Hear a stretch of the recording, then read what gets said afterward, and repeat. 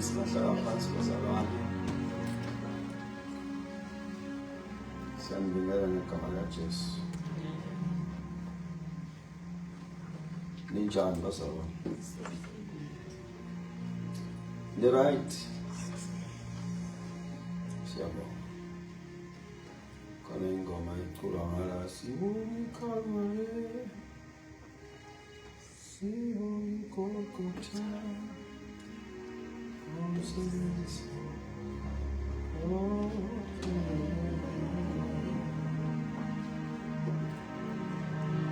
Ngozicebo lakhe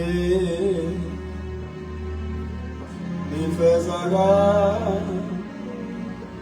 amen.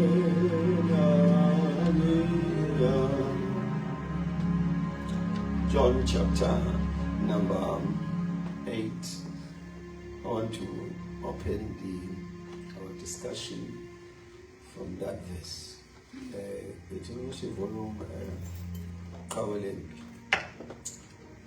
Today I thought, let me dress up njengomfundisi kwenzela ukuthi masenendaweni ocathi siyalingana. Yenza umuntu upholo nekho osicathayo kunayo umsakazi. Umsakazi rekho umfundisi sezana nsiko. Manje ngathi angiqoni ngifake nesiphambano sibane serious lento. Amen. Nkosi. Yabona manje phembe nginike imic ngishumayelana sengizocathi siyafana. Ordained pastor. Amen. Praise the name of the Lord. But Mom, I thought from our subject of faith as we build our faith, let me work on something maybe for 3 Tuesdays, which is in line with what we believe, the direction that the Lord is giving us in the church, to bring some clarity on certain fundamental things. There are things that are very fundamental, especially in our days of confusion. What you call Romans 10. John chapter 8 verses number 32 says,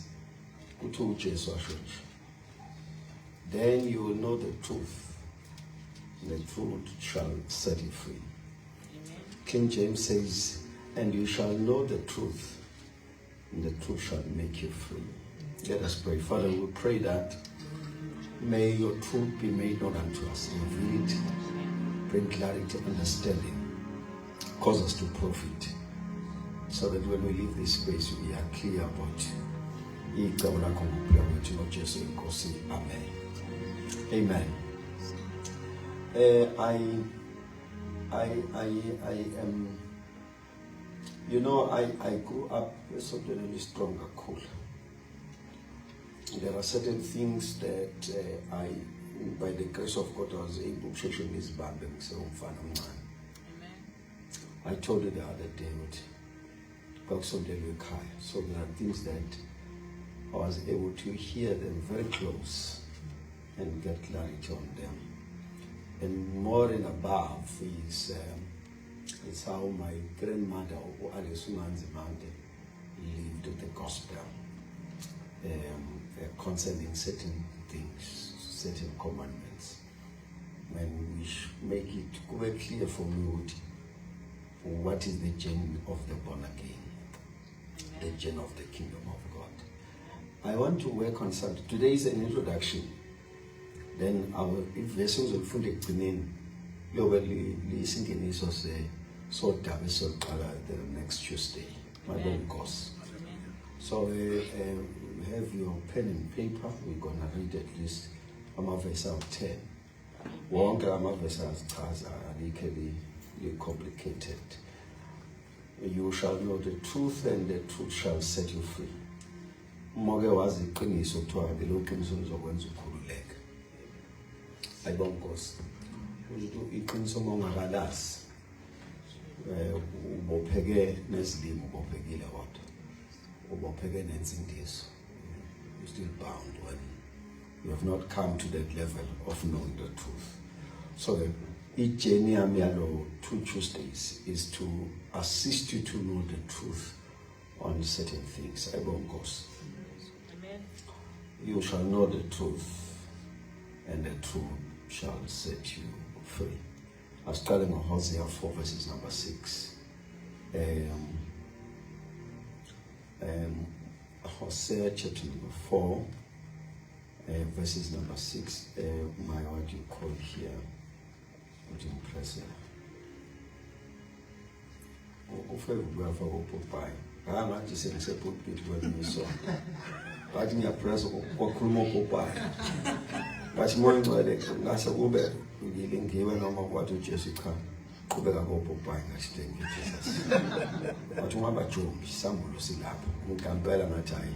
I will Popeye and Nashation by the course. And Kubergen up. Amen.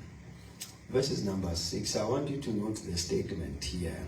I'm reading from a Passion Translation. 80 my people are destroyed because they do not know who I am.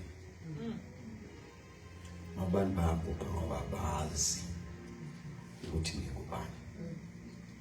The English Standard Version ithi yona, my people are destroyed for lack of knowledge.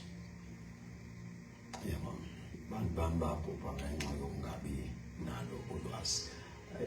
the reason why I'm picking up this good news says my people are doomed because they do not acknowledge me. Yazi the statement is sure kuleli verse abantu bayabhubha ngenxa yokungangazi, ngenxa yokuswela ulwazi. My people will perish. You would have not expected to my people to Amen. So the thinking is that since it says here abantu back says pepile pupe, but it says no be abam in the absence of knowledge pupa be abam. Amen. Yay. We should no more have food. Amen. Water. Going astray. We have water on a water. We are enchanted because there's no knowledge. Amamas. Ukuba umntwana kaNkulunkulu akube sekushuthi usuyazi. Then the next thing that now we are a child of God. Since fanele sikuthathe sukulekelele uthi wazi. Amen. The right was ama. Amen. So njengomntwana kaNkulunkulu nje ukuthi sowusenziwe akusho ukuthi so you just know by revelation everything. There is a process of you gaining knowledge of this new life of being a child of God.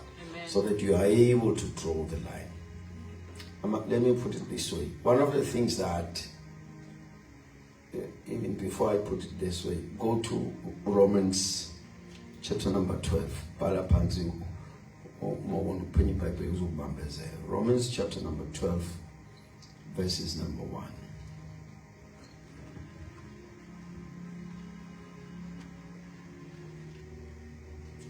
Romans, ways I'm reading the Bible, you can see the King James. Ngezo omunye scholar lapha sishuthe David King James seyiseceleni ngasho ukuthi hlweni isigole. Thina abantu who are very dogmatic with certain statements ngeke usikhiphe King James. Lithi, I beseech you therefore, brethren, by the mercies of God, that you present your bodies as a living sacrifice, wholly acceptable unto God, which is your reasonable service. Verse 2. And be not conformed to this world, but be transformed by the renewal of your mind, that you may prove that is good and acceptable, perfect will of God. I wanted us to note the statement, but be ye transformed by the renewal of your mind. So the statement is Kuqulwe isimo sengqondo yini sithi you must be willing to unlearn in order to learn. Ngoba nje ufikele nje kaJesu ufike khona ukwazi. Abanye bafike kuJesu besonta vese.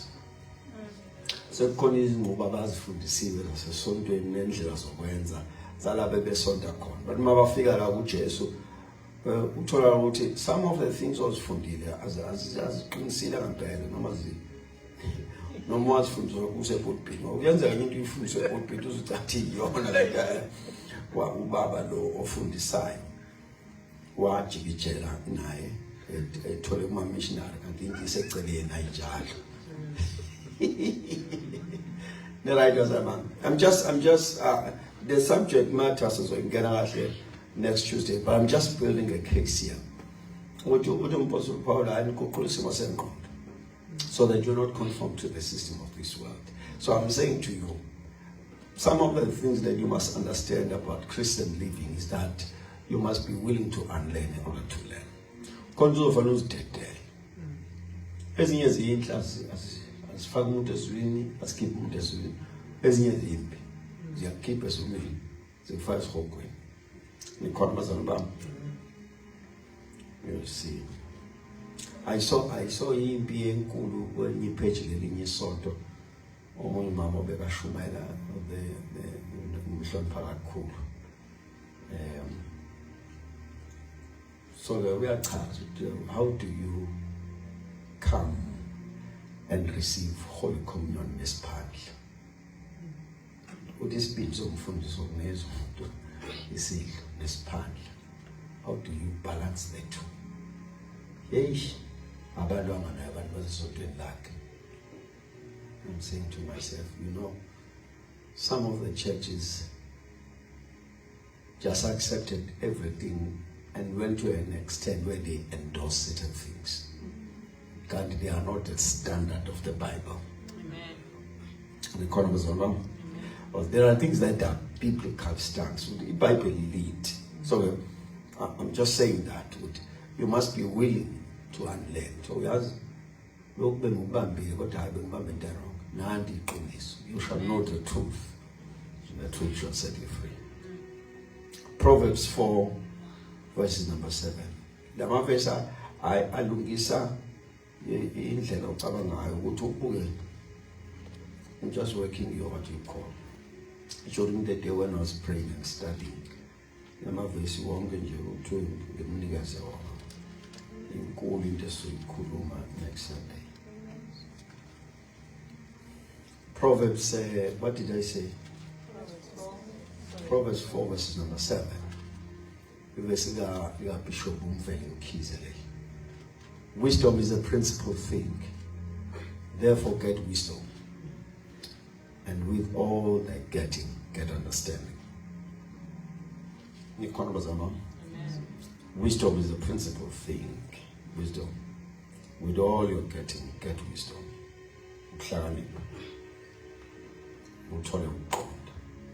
You know, Chinawanda was sincere. Now into is start up more. That's for me understanding. And even the things that requires wisdom. Somehow mina ngazi abanye babe ngazalwa was 9 years old. Iminyaka yi-40 ngilapho kaJesu sazalwa as my Lord and Savior. You know, when you grow up, you are not allowed to ask many questions. Wangaza nje ubuza uNkulunkulu kanti cha ubuza loshumela ukuthi lethu ihlanganisa kanjani nale bezothiwa rebellious umoya uyasebenza wena uyabuza. But Bible says now in all you're getting, get understanding. Never do anything just because umshumayelo ushilo. You must be sure that you understand it. And your understanding must be coming from what the scriptures are saying. Amen, Brother Ron. There's a level of understanding that you get from reading the Bible.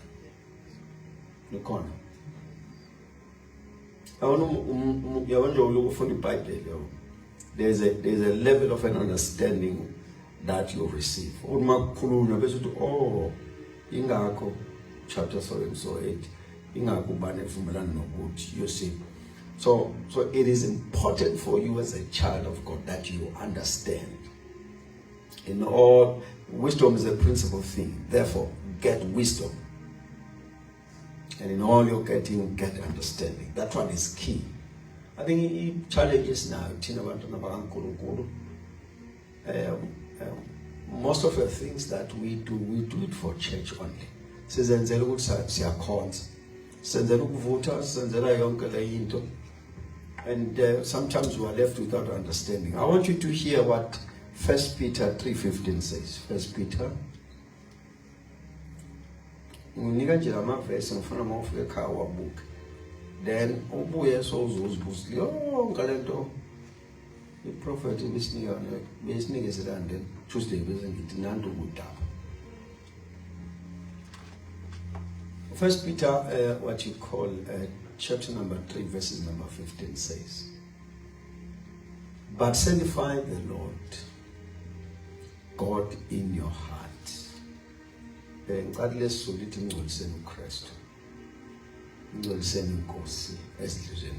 the term there, sanctify, it means ahluke enhlizweni yakho. Bese kuchaza ukuthi kanjani. And be ready always to give an answer to every man that asketh you the reason of your hope, that is in you with meekness and fear. Whoever's on the bam. Uthi ubetho yenza nje menzela uKristu ahluka. Uthi kuba uKristu ahluka ezinhlizweni zenu. Bese kodwa futhi nizenze nibe ready ukuphendula. Kubona bonke abanibuzayo ngethemba likini. Nikhona bazalwane. Amen. You know le nto ulusa abantu ukuthi umuntu uzobashaya isizi. Mabe buza phendula.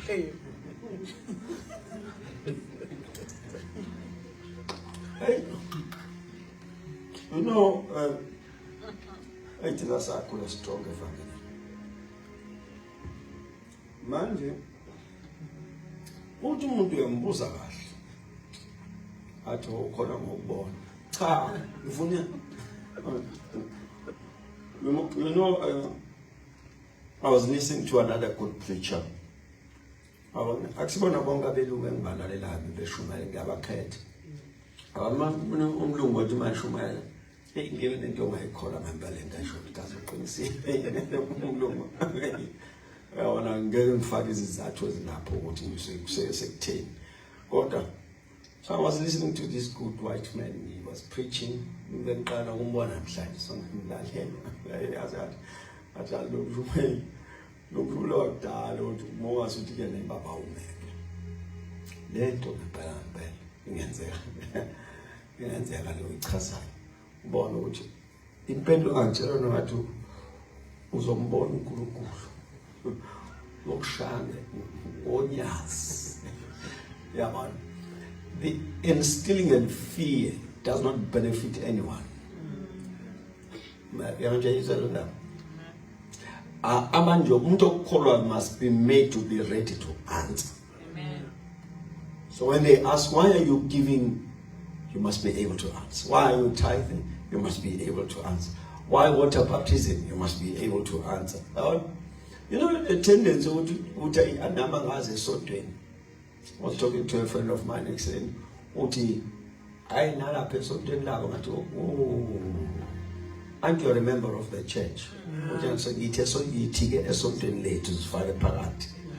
You see, would badly man, I wouldn't just keep. Need this man, no, praise the Lord. So I'm saying, you as a child of God, take it upon yourself that you know even before you are asked. Because if I believe,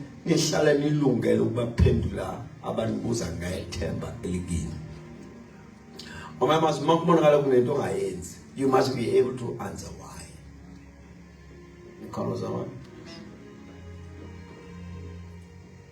Yeah, when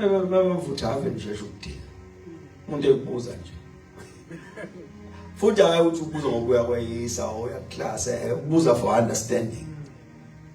Waluthi mina ngeke ngikubuza into za phendula muzo lokula kufunakala nikhona bazabana. There's a challenge abantu abafutha umoya. Athi umuntu ebuza kahle bozuthi mina ngeke ngikubuze ngalezi zinto zakhe phendula. Why are you not doing it or why are you doing it? And from there you must come up with scriptural reference and say to the person, no, I'm not doing this because the Bible says this.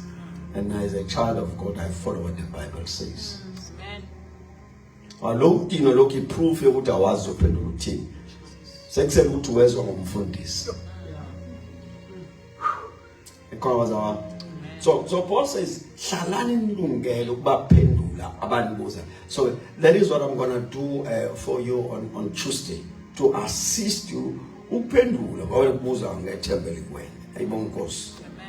Impethe ipenda khona amanye amavesi abuyavuka bese ngiyawa add ngoba ufuna ukushumayela xofa amavesi. Okay. I want you to go to so I'm just saying that one. It's important that you as a child of God, you are ready to answer. You must be ready to answer. You must be willing to answer with a good spirit, good heart. So when you are asked, why are you doing what you are doing? We are looking for the proof of ignorance. So we are Mark chapter number 7. Let me show you something. Why is it important that you know what is written? Mark chapter number 7, verses number 8.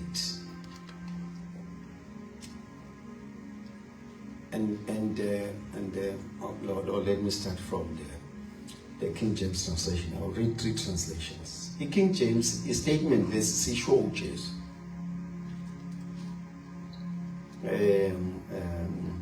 Let's start from verses number 7. Verse 7 and 8. Verse 7 says, howbeit in vain do they worship me,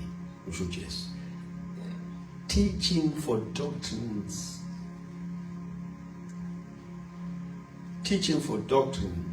the commandment of men.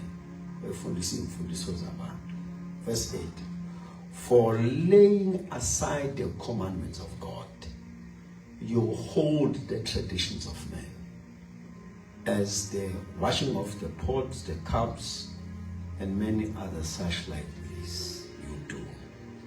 Although Jesus, he has observed something in the house of the Lord, that in Nasi so we are uMyalo nithathe imfundiso zabantu bese nigcina ama traditions of men. It's not about a church. This is in the temple. Good, now I'm observing that. La temple inhliziyo zemvesi zikude nalento enyenzayo. But into eniqinisekise ngayo ukuthatha imfundiso zabantu nifundise zona.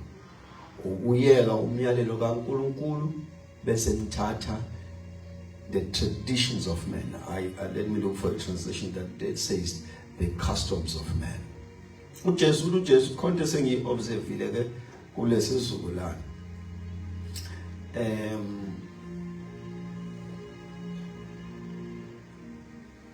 The verses number 8. Verses number 8, good news, you put aside God's commandment and obey human teachings. But there's a tendency that I have observed,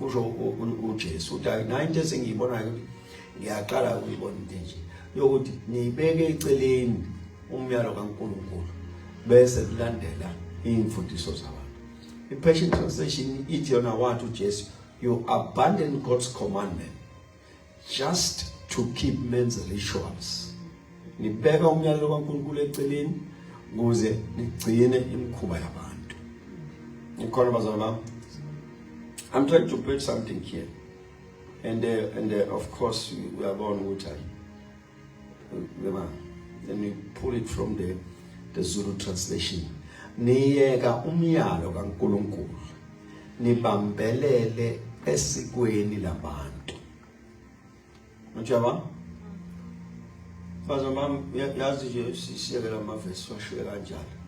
For you ignore God's law and substitute your own traditions. Kuthiwa there's a tendency nje kubantu abakholwa ukuthi bahambe bawuyeke umthetho kaNkulunkulu baqhamuke nendlela zabo zokwenza. Yabona? Konze bayimisa into now uzutshela ukuthi akushuthi yona kanti it's the traditions of men. Into nje asebethe you know let me make a contribution on that one before we move on. Say uthi amavesi asese. You know, uJesu ufika la mawufunda uzofika ufunde kahle ekhaya. Ufika uJesu sekushintshiwe isystem. Isystem mangilale kahle statement sika Jesu mawuqala phezulu kwehlelo. Uthiwa ubuza ukuthi why izingane zingasabondli abazali. Suka lapha indaba. Le argument yonke isuka lapho. Uthi yazi naku umhlola la. Sengibona abapriesti sebethatha yonke into sekulamba abazali ekhaya. Amen. Uthi kanti ngokumthetho kaMoses ubeyalelwe umntwana ukuthi kuyona yonke into anayo une portion lokondla abazali ngayo. Uthi ke manje nina abapriest nivumela labo balethe naleyo portion lenkonzweni. Usethi ke sengiyabona ukuthi seniqhamuke with your own tradition. Naze nakhohlwa umyalo kaNkulunkulu wokondla abazali. That's where it comes from. So he's saying, ngamamazo uthi uJesu, hey, is strong into yomuntu so much that the traditions of men can suspend the functioning of the word of the Lord. Kube sengathi alikho. Khona engeke ngayifunde translation ethi you nullify the word of the Lord. Kube sengathi ithizwa alikho. Ku elevate the traditions of men. That's where Christ is arguing. Uthi zonke lento enizifundisa imfundiso zabantu. Ngazo senithulise izwi likaNkulunkulu. So I think in the days we are living in, there is great, as you look great accordingly, kunesidingo esikhulu to assist the church, especially the born again and the spirit filled, the tongue talking believers. Amen. But why bazosizwa? It's because go to Matthew 24 verse 24. Where is it? 24. 24,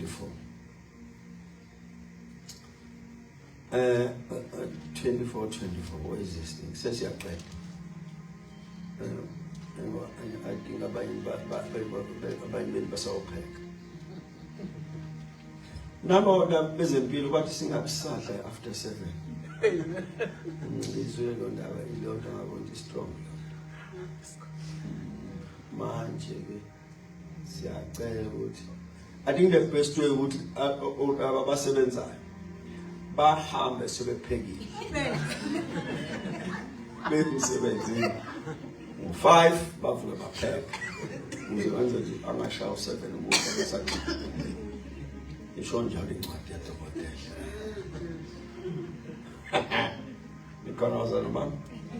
I want us to look to the statement. Nala kulumu Jesu. Anga fundi zinto zikhuluma abantu, but some fundi zikhuluma Jesu. Yizu Jesu tika. Verse 24. What to verse 24? For false Christ and false prophet will arise and perform great signs and wonders, so as to lead astray, if possible, even the elect.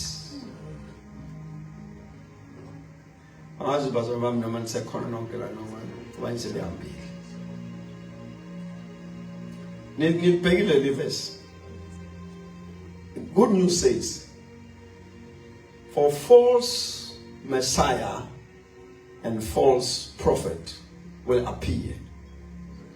They will perform great miracles and wonders in order to deceive even the chosen, even God's chosen people, if possible. Right? bazana bami manje yabo mangifunda ivesi manje wenquma manje angazi noma sekhona useshonile. Amen. Thebeni bake basibonisa into embi hey belala inhliziyo ngijijekile izona. Yavito angazi noma bengiyibelani. Right.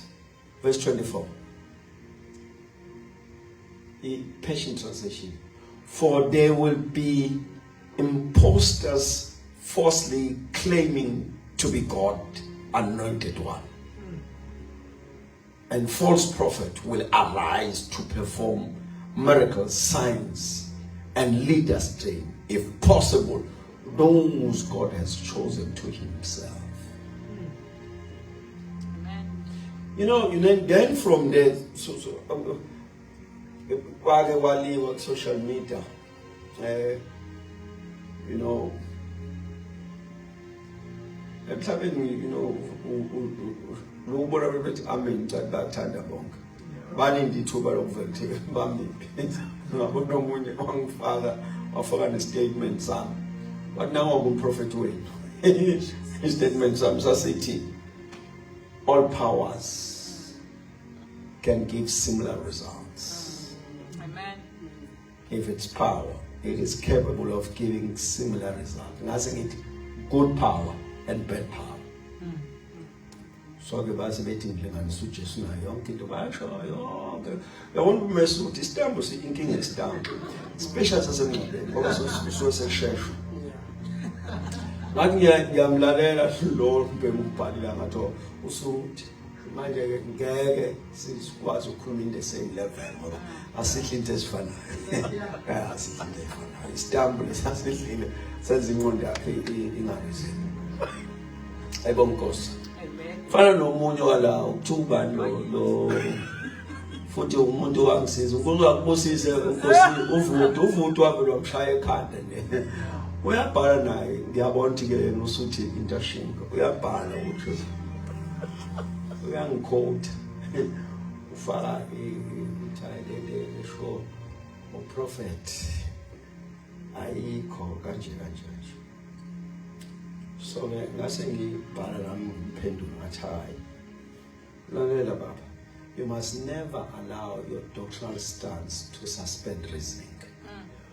Yayizwa ngithi yonke ikhulumo umuntu obona lo phuzi kaphoji ngeke ikhofi ngeke ikhiphe nekinkingi ngeke ikhofi isuke iblock izilokho zakhe kanti mangibheka nami lo ufanele ukuphuza ifrisco ngamkhuza ngamkhuza lokho akaphinda ngwaphawula uNkulunkulu wangisiza kanjani. Now the point I was driving is that no one from an encounter of a miracle can just conclude that God is at work. Amen. Because uJesu wasitshela ukuthi kuyofika abantu abazokwenza imihlobo. Akujesu akaphiki ukuthi bazoyenza imihlobo. Na into esuke nabazonisuke nicathi uNkulunkulu kuphela okwazi ukwenza izimangaliso. Amen. Even the deceiver will come with miracles. Amen. Kusho iBhayibheli. And note that the statement deceiver says the statement deceiver is statement esithi lo ozokudusa akazofika uzovela phakathi kwethu. So akufani nomuntu ofika azosiqambela amanga. Ngiyibona no lo akazofika so kade sihamba naye avela jika. Oh bazalwane bami. The right God. I'm saying so kade sihamba naye sikhuluma into eyodwa shumela uJesu wethu sikhuluma insindiso yodwa avela jika. And note that just the purpose is to deceive the elect. Amen. So the enemy is after you. And we ask what part of the things that you are looking for are miracles. He's very much aware what any days of tools are as always join the common tategi. We ask what to tategi alula men has when a financial breakthrough. A few months after that, you have job on board and Jim.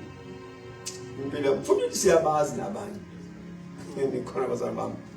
Or corner munyo or angel. yazi futhi manje yami uprofeti strong kakhulu ukuthi nisangilinde ukuthi ngishaye amaselula ngeke ngiwasho serious kamnempilo isenamba yayazi yakho right ngizule ngibambezela lento manje so uthi yena waya la iwakhona then kwavuleka into evulekayo ngithi wawuyokwenza time waya nje abantu nje but ke wafika hayi yakhonzwa nje akholwa ukuthi iyona nje amanzi kuphela kodwa kuyakhonzwa no kwase kuvuleka akavuleka ike ngamcheka recently abona le yayivulise ivalile the enemy will come to deceive men and they will come with signs and wonders. Akufanele ukuthi uyakholwa kanti ukholwa imangaliso. Uzohamba ngokushiya le. Amen. Because asinayo assurance la buka Jesu ukuyohlala kwenzeka imangaliso. Hallelujah. Because we can prove it from the Old Testament to the New Testament. People dying in the hands of God who is able to do anything. And uNkulunkulu angenzi lutho. So the deceiver, kuthiwa man, uthi lo, these are false prophets. Bazibiza abagcotshwe uNkulunkulu and so forth and so forth. And I saw another translation. It was bazenza uMessiah. And it bazenza uNkulunkulu. Bafike and lento ngempela nawo uzobona ngempela uNkulunkulu. Mabafika they perform great miracles. Isho njalo nje translation. Bobenza imihlobo emangalisayo. Abantu khona umyande ngumsendelo la manje hey ubona ukuthi lesi sisibonga sasandile kanti samsimanga na ubizokali sesinyanga ngikwazi ukusisho la isibongo sasekhaya besibhuqa kena amadoda ahloniphekile guqe ethinta umphetho ngiyamazi lo baba bese eshumisa impepho lapha le yasemsamo yabona sebabizela ethuba lokusela futhi madoda you see and manje i-caption lapha ibuka amadoda esontweni the evil of ignorance Amen. yenza ngoba ngathi ingqondo ayisebenzi. So uthi ke umbhalo many will come abaprofeti bamanga and deceive, you know.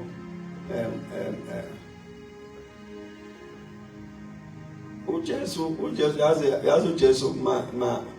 go home and read that whole from verses number 22 ziyofika enzansi.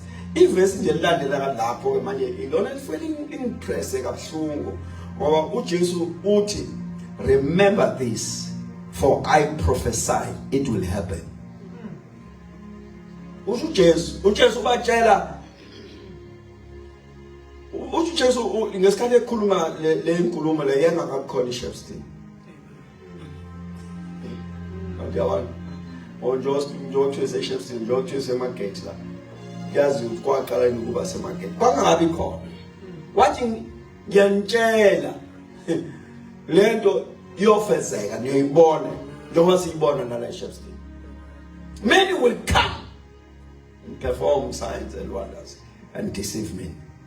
Nala iside sibona bayaduka ngithulile ngibabukile ngithi dukani ngizosifica sisela. Amen. Ngoba bazobuya abantu abasekhaya. Hallelujah. 1 John 4:1. Ngicabanga ukuthi ke siyakhona la siyakhona 1 John chapter ngathi ngitheni. 1 John chapter.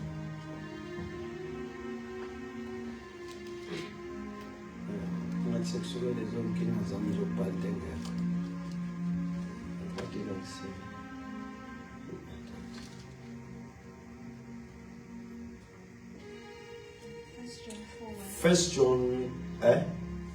1 John chapter 4 verse number 1. You're all there. Beloved, do not believe every spirit, but test the spirit to see whether they are from God. For many false prophets have gone out into the world. And verse number 2. By this you will know the Spirit of God. Every spirit that confesses that Jesus Christ has come in the flesh is from God. And every spirit that does not confess Jesus is not from God. This is the spirit of the Antichrist, which you heard was coming and now is, and the world already. So I want us to take a statement. Do not believe every spirit. So this literally says there's not one spirit. There is Holy Spirit and there are other spirits. Amen. Amen. Amen. There is the Holy Spirit and there are other spirits. There is the Holy Spirit and there are other spirits. For today, and the root. And reason around everything said today. But I'm saying to you, as a child of God, is a cat as a cloud, so that demands that you know the truth of the Bible. Amen. So that you are not easily deceived.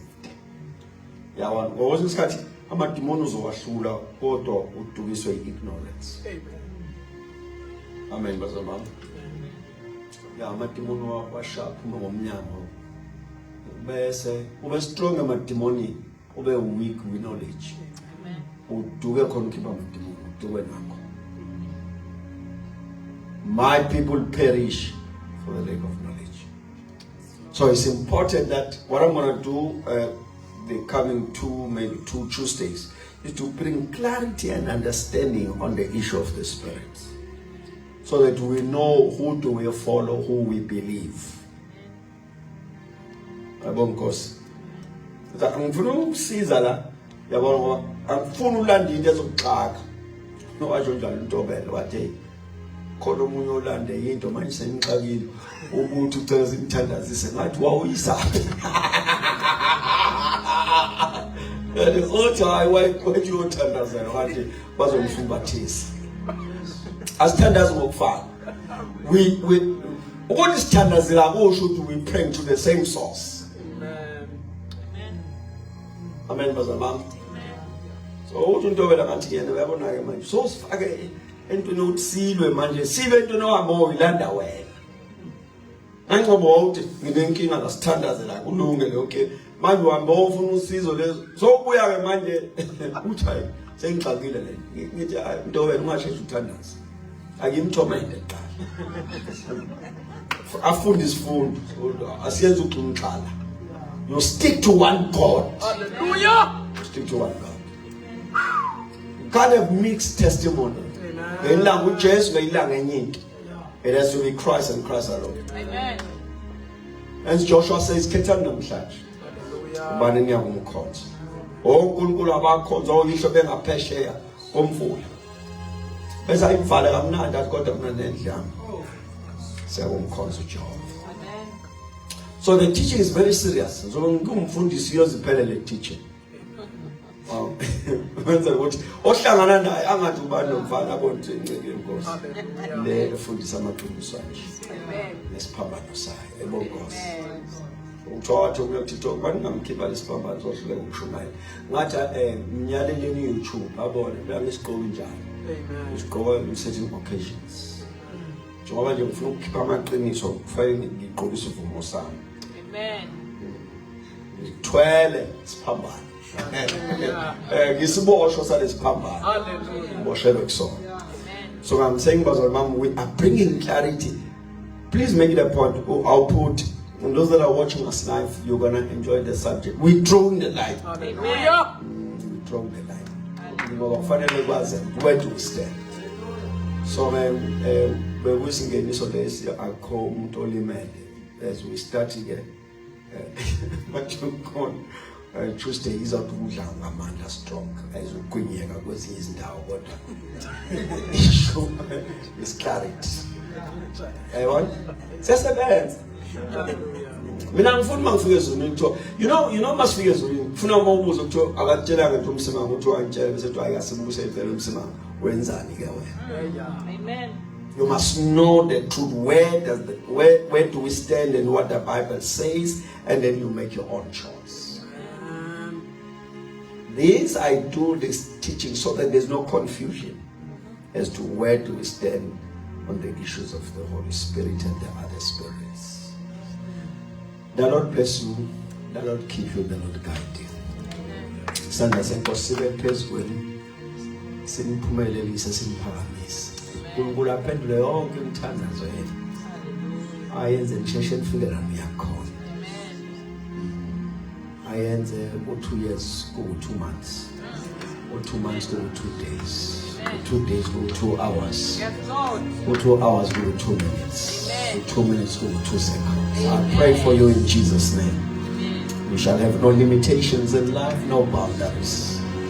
Where the enemy thought he has held you, namhlanje ngiyamemezela, akasena trace yakho. Uphunyuke ezandleni njengensipho ingene esandleni esinamanzi. I pray for you in the name of Jesus Christ. You shall not cry the same tears all the time, now and again. Be free in Jesus' name. Be free from whatever bondage that the enemy thought he has held you with. Izinto zakini, izinto zesibongo sakho. I pray for you, khululeke egameni kaJesu Kristu. Izinto zabathakathi, izinto zamagama abantu abakhuluma kabi, abakhuluma ngawo ukhona noma ungekho, bekhuluma kabi, bekhuluma izinto zesiqalekiso phezulu kwempilo yakho. Namhlanje I nullify those words and I decree the blessing of the Lord is upon you. Isibuso kaNkulunkulu sokwenzela indlela. You shall not fail in life. The uncommon favor is your portion. There will always be help for you. I prophesy in the name of Jesus Christ. Unkulunkulu will bring men to help you, will bring angel to help you, will bring creation. Imvelo yonke izovumelana nokusizana nawe so that you attain that which was predestined for your life. I pray in the name of Jesus Christ, the name above all other names. Ukuba ikhanzeti akusizona ezenyama. Kodwa zinamandla Kristu Jesu ukudiliza zonke izinqaba eziziphakamisa against the will of God. Every tower that is not of God against your life, we bring it down in Jesus' name. Every tower, every tower. Towers of covenants. Enziwa singazi, enziwa phezu kwalezibongo esibizwe ngazo. We bring them down. Some of those, there's inqaba ezinyenkosi, they bring limitations into our lives. Babona amandla ukuzenza kuvuleke iminyango, ivaleke iminyango seyivulekile. Those towers, we are bringing them down in the name of Jesus Christ. I am declaring victory after victory, glory to glory, power to power, a testimony to another testimony in the name of Jesus Christ, an answered prayer to another answered prayer in the name of Jesus Christ. I speak elevation. Phakanyiswa isandla esinamandla. Lekelelwa isandla sasezulwini. May the hand of the Lord be upon you. Isandla senkosi sibe phezu kwakho until you are asked wenza ngani. Besubatshathi isandla senkosi siphezu kwakho. Siyangilwela, singivulele indlela, siyangiphakamisa, siyangiqhobela, siyangiphilisa. It's a hand that provides for my life. I decree and I declare upon your life, in the name above all other names, the name of Jesus the Christ, I am declaring into your life victorious living. I set you free from the consequences of sins in the name of Jesus, because you are free and free indeed. For the word of the Lord says, the